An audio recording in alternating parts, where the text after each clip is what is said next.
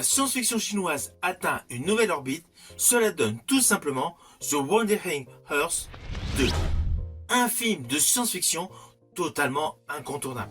Naturellement, il faut que je vous en parle. Mais avant cela, n'oubliez pas, si vous n'êtes pas abonné, pensez à le faire, pensez à la petite cloche pour les notifs, et surtout, pensez à vos commentaires. Let's go! Alors tout d'abord, fiche technique de ce film.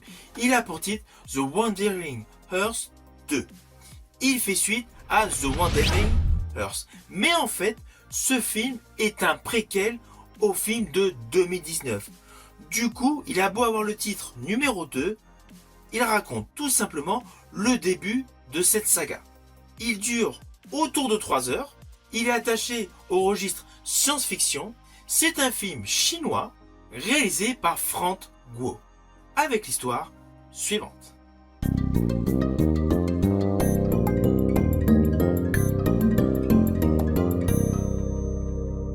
Alors naturellement, je vais vous faire de manière simpliste.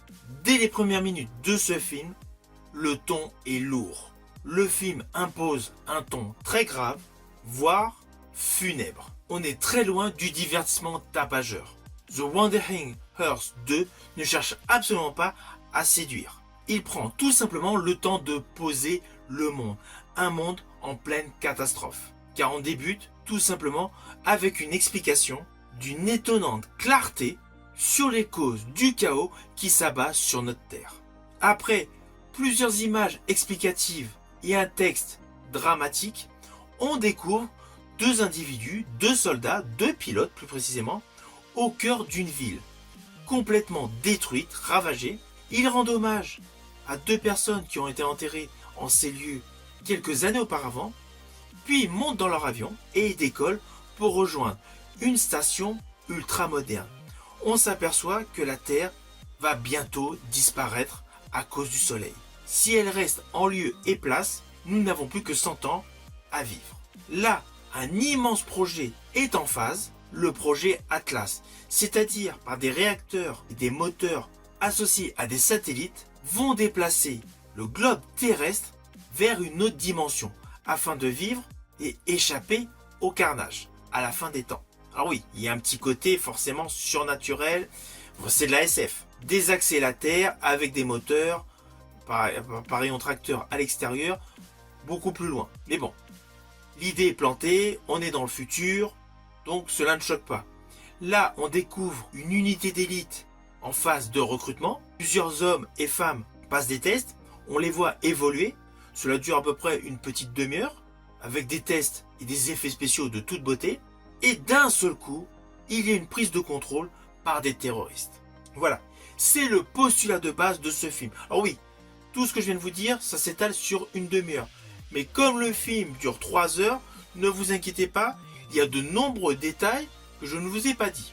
Surtout, si vous n'avez pas vu le film The Wandering Earth numéro 1 sorti en 2019, cela vous laisse pleinement la découverte.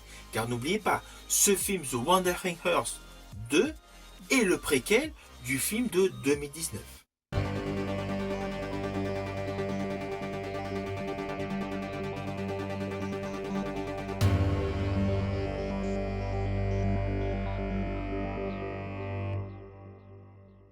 Alors perso, pour ce type de film, j'estime que la mise en place de l'histoire des protagonistes est certes magistrale, mais surtout pédagogique.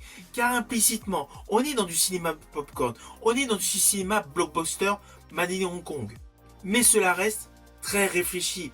On se pose pléthore de questions. Car in fine, tous ces soucis auraient été prévisibles. Alors oui, dans le postulat d'ouverture, je vous ai dit, il y a un côté SF très prononcé, avec le côté on va déplacer la Terre, le monde n'est plus dirigé par différents présidents, mais l'ONU est devenu le bureau national, voilà, pour diriger le monde entier. Voilà, il y a des petites choses comme cela pour justifier tout le déroulé de l'histoire, mais c'est conçu de manière intelligente et surtout pédagogique. Tout au long de ce film, vous avez une véritable construction narrative. C'est la force d'ouverture de ce film. On va pas se mentir. La majorité des blockbusters hollywoodiens jouent tout de suite la carte de l'action en sacrifiant le rythme de l'histoire. Perso, j'estime que ce choix pour ce film chinois d'avoir pris une demi-heure pour installer l'histoire est extrêmement judicieux. À cela s'ajoutent des effets spéciaux de toute beauté, les sortes d'engins avec des réacteurs qui par des corridors donc sont catapultés de terre pour se retrouver dans l'espace. J'ai trouvé ça superbement réalisé. Cela donne des séquences passionnantes et surtout cela donne une consistance, un véritable corps à ce futur dystopique. On ressent pleinement la pression des événements et surtout les enjeux. Ah oui, vous vous doutez forcément, il va y avoir des personnages qui vont se détacher par rapport à d'autres pour justement stopper toute la prise de contrôle qui a été effectuée. Ce petit côté scénaristique, on l'a vu pléthore de fois, mais en fait dans ce film, c'est fait de manière innovante et surtout on en prend plein les yeux.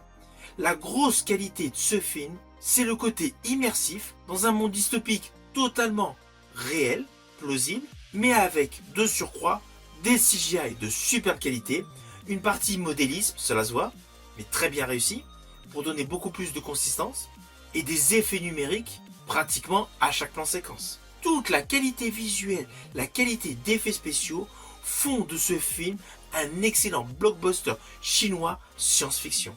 On est certes, au moment de la sortie d'Avatar numéro 3, réalisé par James Cameron, qui forcément sur l'ensemble de la planète va faire un carton monstre. C'est évident.